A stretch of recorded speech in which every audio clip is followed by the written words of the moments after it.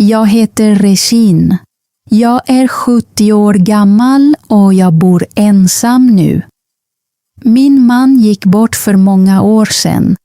Mina barn bor långt ifrån mig, så de flesta dagar är det väldigt tyst i mitt hus. Men den här veckan skulle något speciellt hända. Min familj bjöd in mig till Cancún för en stor familjeåterträff. Mina döttrar, min son och mina barnbarn skulle alla vara där. Jag sa ja direkt. Jag köpte min biljett. Jag packade mina kläder och idag kom jag äntligen fram. Jag var trött efter resan, men mitt hjärta var lyckligt. Jag var redo att träffa min familj igen. Jag föreställde mig kramar, leenden, varm mat och höga röster runt bordet. Men först behövde jag ta mig till mitt hotell. Jag gick ut från flygplatsen och letade efter en taxi. En bil stannade nära mig. Jag öppnade dörren och log. Hej, sa jag. Chauffören svarade inte. Det var det första konstiga. Jag sa namnet på mitt hotell. Han startade bilen, men han sa fortfarande ingenting. Inget leende, inget välkomnande. Bara tystnad. Efter några minuter frågade jag, är det mycket att göra idag? Nej, sa han. Bara ett ord. Jag tittade ut genom fönstret och var tyst. Kanske var han trött. Kanske tyckte han inte om att prata. Eller kanske var något fel. Sedan satte han på radion. En sorglig sång började spela. Men efter bara några sekunder stängde han snabbt av den, som om sången gjorde ont i honom. Jag sa ingenting, men jag kände det. Den här mannen bar på en smärta. Efter en stund frågade han, kom du hit ensam? Nej, sa jag. Min familj är här. Jag ska träffa dem senare. Han var tyst en stund. Sedan sa han, familjen är inte alltid lätt. Hans röst var låg och tung. I det ögonblicket förstod jag att den här resan inte bara handlade om att åka till ett hotell. Det fanns något annat där inne i bilen med oss. Vägen blev tyst igen. Jag tittade ut och tänkte på min familj. Sedan började chauffören prata. Du har tur, sa han. Varför? Frågade jag. För att din familj vill träffa dig. Jag svarade inte direkt. Jag väntade. Han fortsatte. Min fru och jag bråkar hela tiden. Vi bor i samma hus, men det känns som om vi är främlingar. Vi ler inte. Vi pratar inte. Det låter smärtsamt, sa jag. Det är det, sa han. Jag sover på soffan nu. Min dotter pratar inte med mig heller. Hon säger att jag aldrig lyssnar. Kanske har hon rätt. Nu förstod jag. Han var inte kall på grund av mig. Han var trasig inombords. Han sa, varje dag kör jag den här taxin.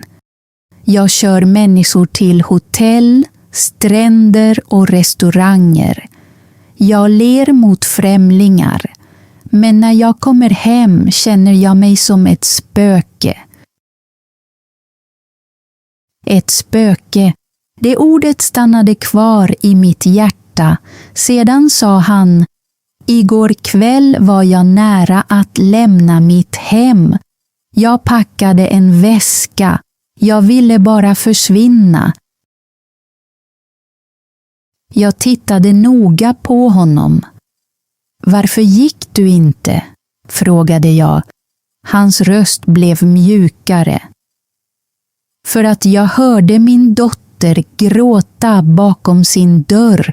Hon ropade inte på mig. Hon bad mig inte att stanna. Men jag hörde henne gråta. Han tog ett djupt andetag. Jag vet inte längre hur man är en bra pappa. Jag vet inte hur man är en bra man. Jag ville säga något klokt. Jag ville hjälpa honom att bli av med sin smärta. Men jag var tyst en stund. Ibland hjälper det mer att lyssna än att prata. Han fortsatte att prata. Min fru säger att jag bara bryr mig om pengar. Hon säger att jag inte pratar med henne längre. Jag frågade försiktigt. Har hon rätt? Han var tyst. Sedan sa han: kanske. Jag arbetar hela tiden. Jag tar hem mat. Jag betalar räkningarna. Men jag frågar inte hur hon mår. Jag berättar inte heller hur jag känner. Han gjorde en paus.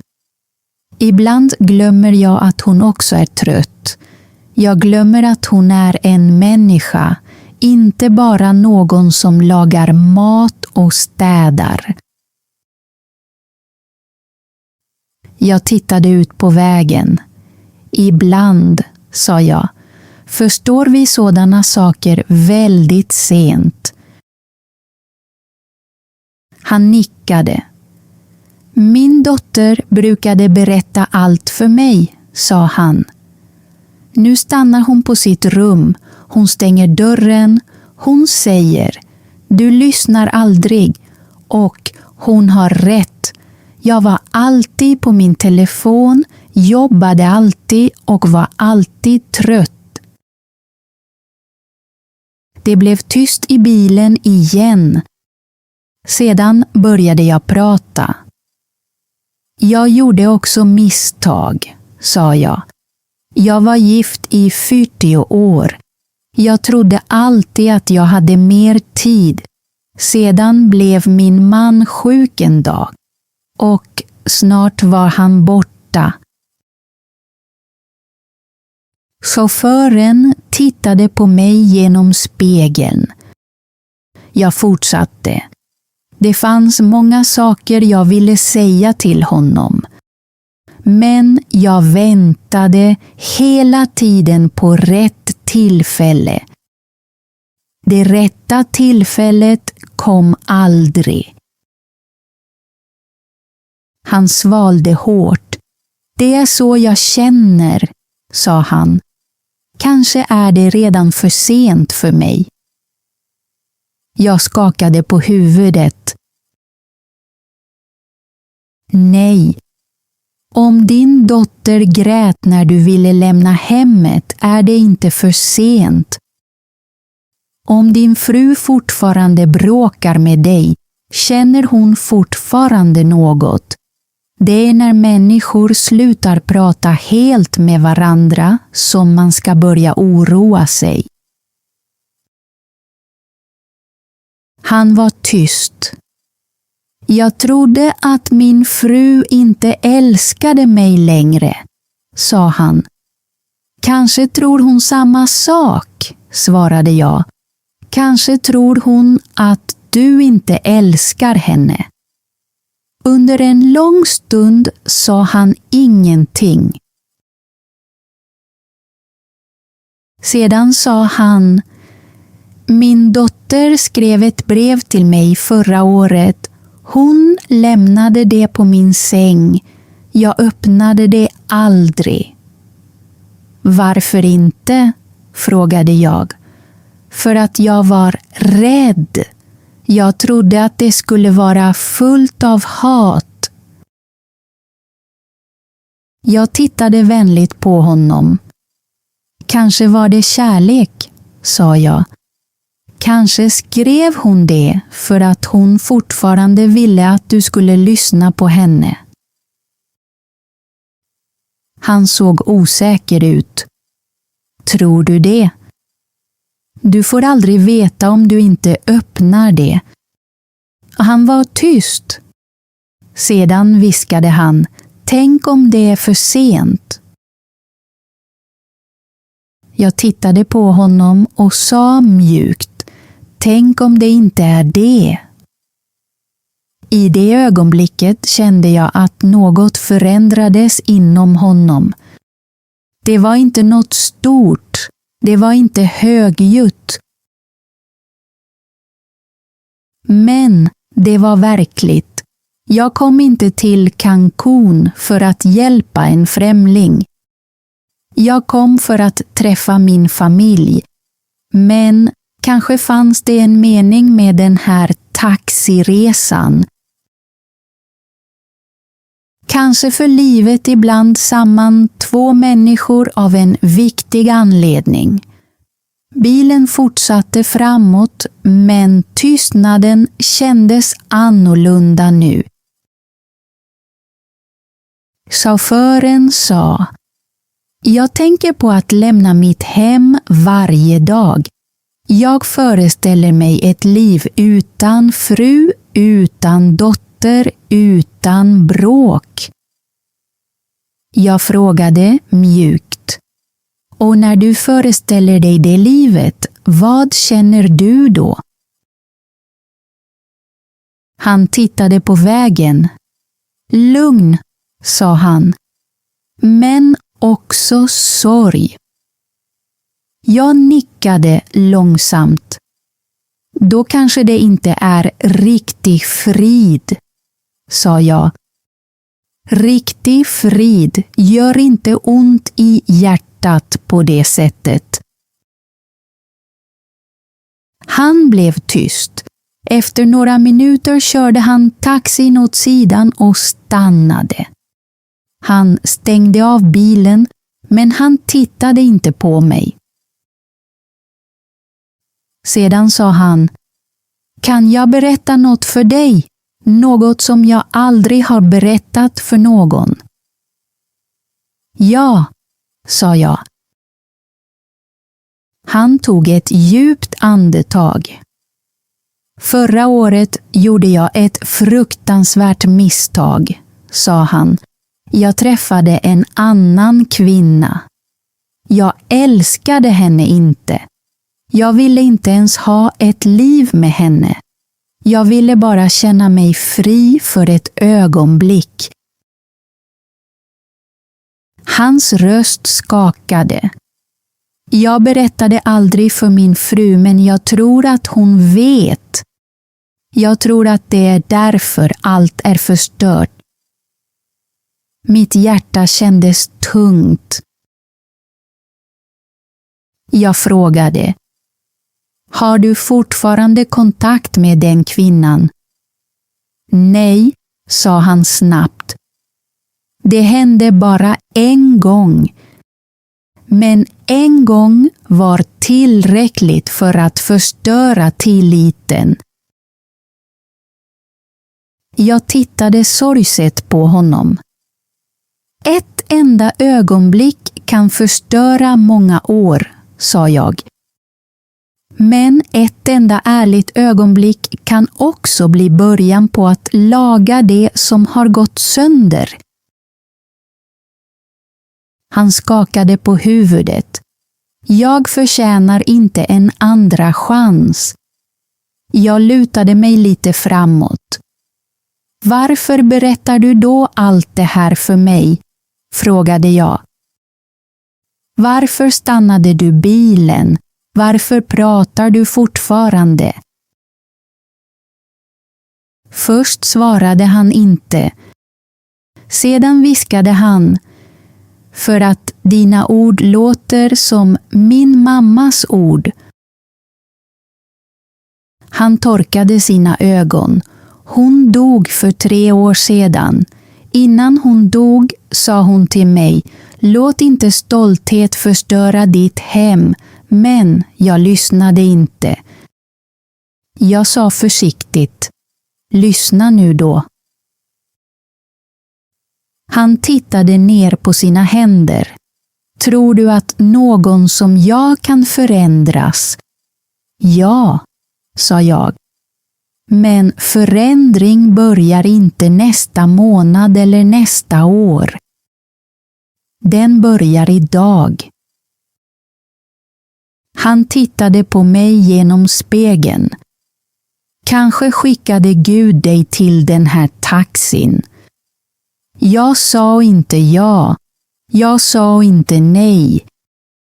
Men jag visste att den här taxiresan inte var vanlig längre.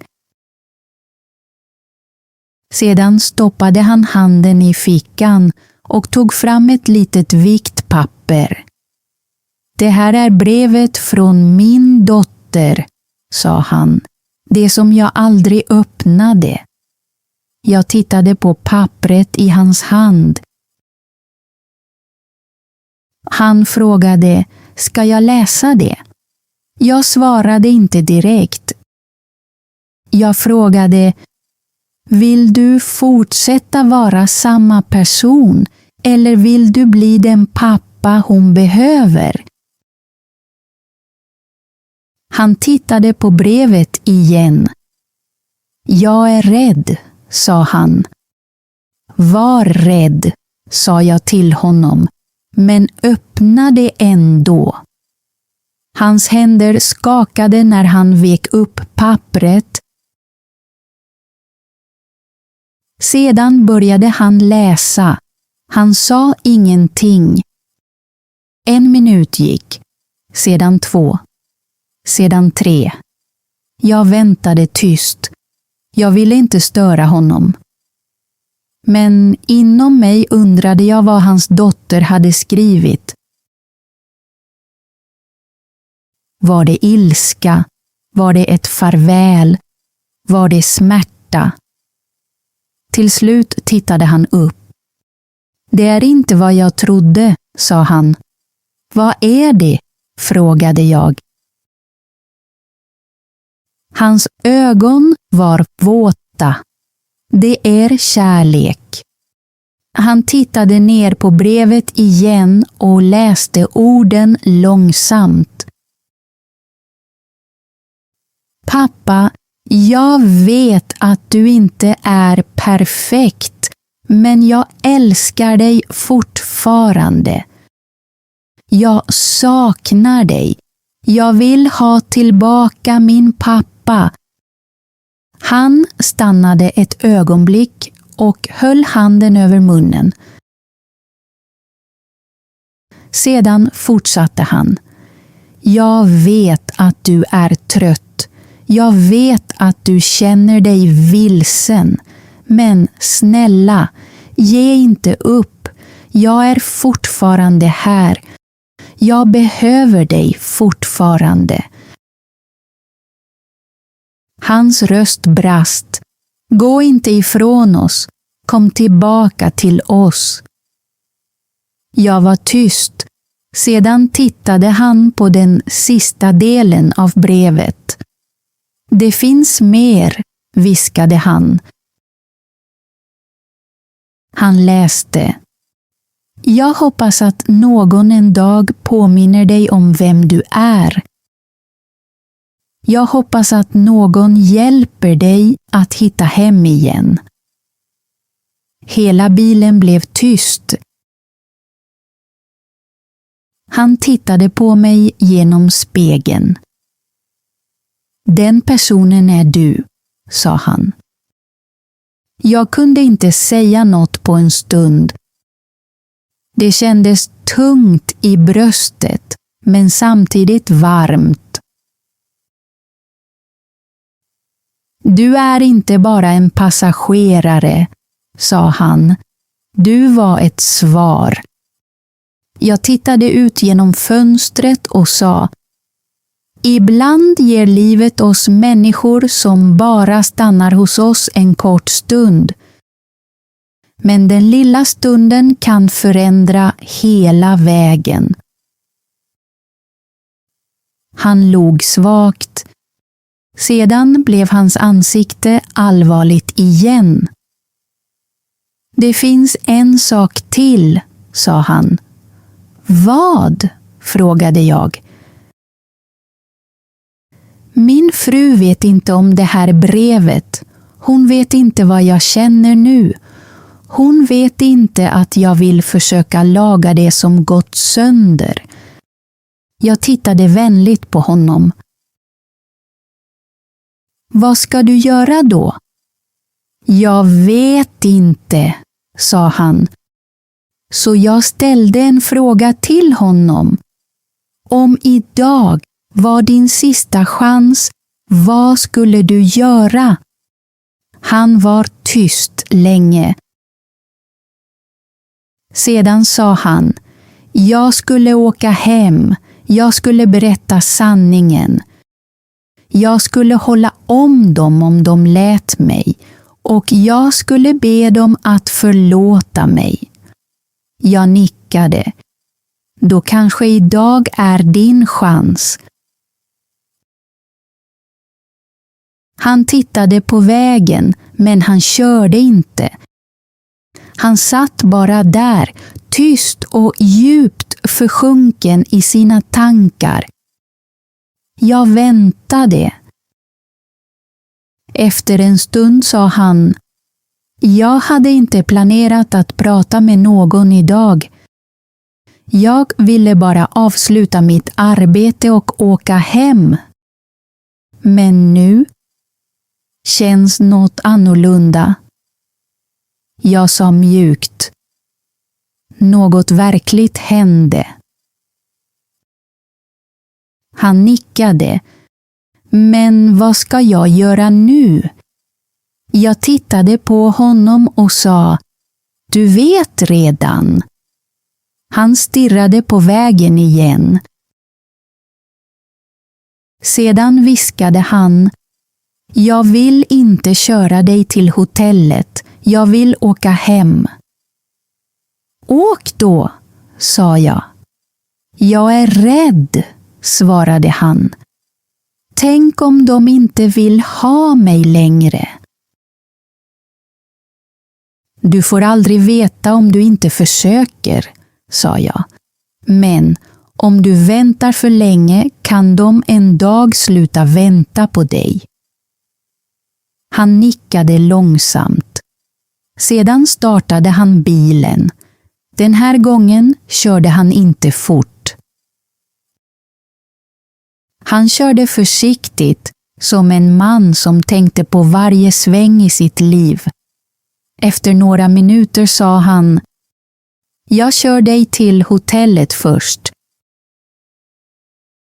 Jag skakade på huvudet.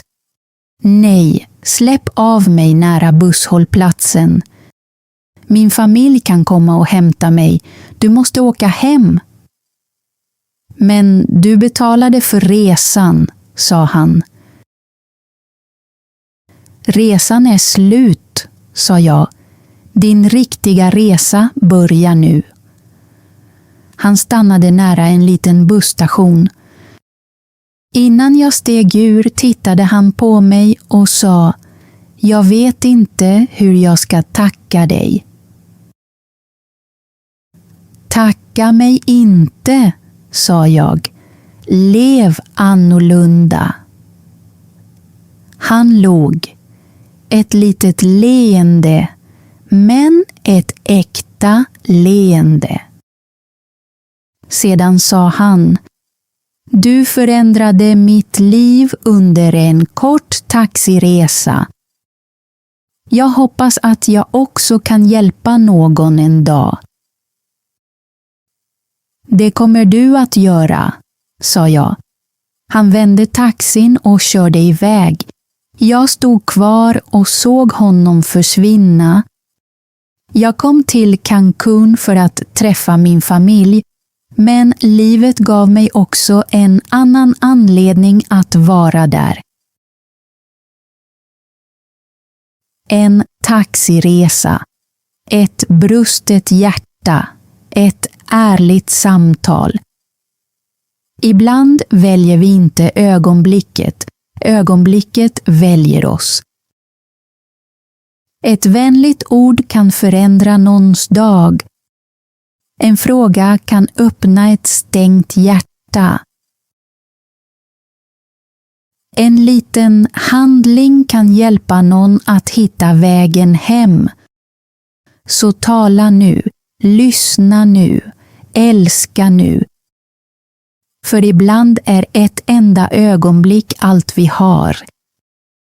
Tack för att du tittade på hela berättelsen. Om du stannade kvar ända till slutet uppskattar jag det verkligen. Regins berättelse lär oss något viktigt.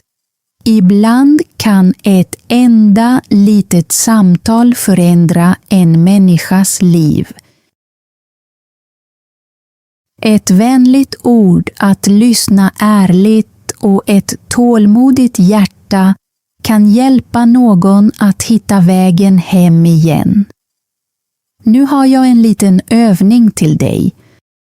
Dagens svenska ord är förlåtelse. Skriv en enkel svensk mening i kommentarerna med ordet förlåtelse. Till exempel, förlåtelse är viktigt. Eller, jag behöver förlåtelse. Berätta också för mig. Tror du att ett enda samtal kan förändra någons liv? Ja eller nej? Om den här berättelsen hjälpte dig att öva på att lyssna på svenska, prenumerera gärna på Swedish Tales för fler enkla svenska berättelser. Fortsätt lyssna, fortsätt öva, så ses vi i nästa berättelse. Hej då!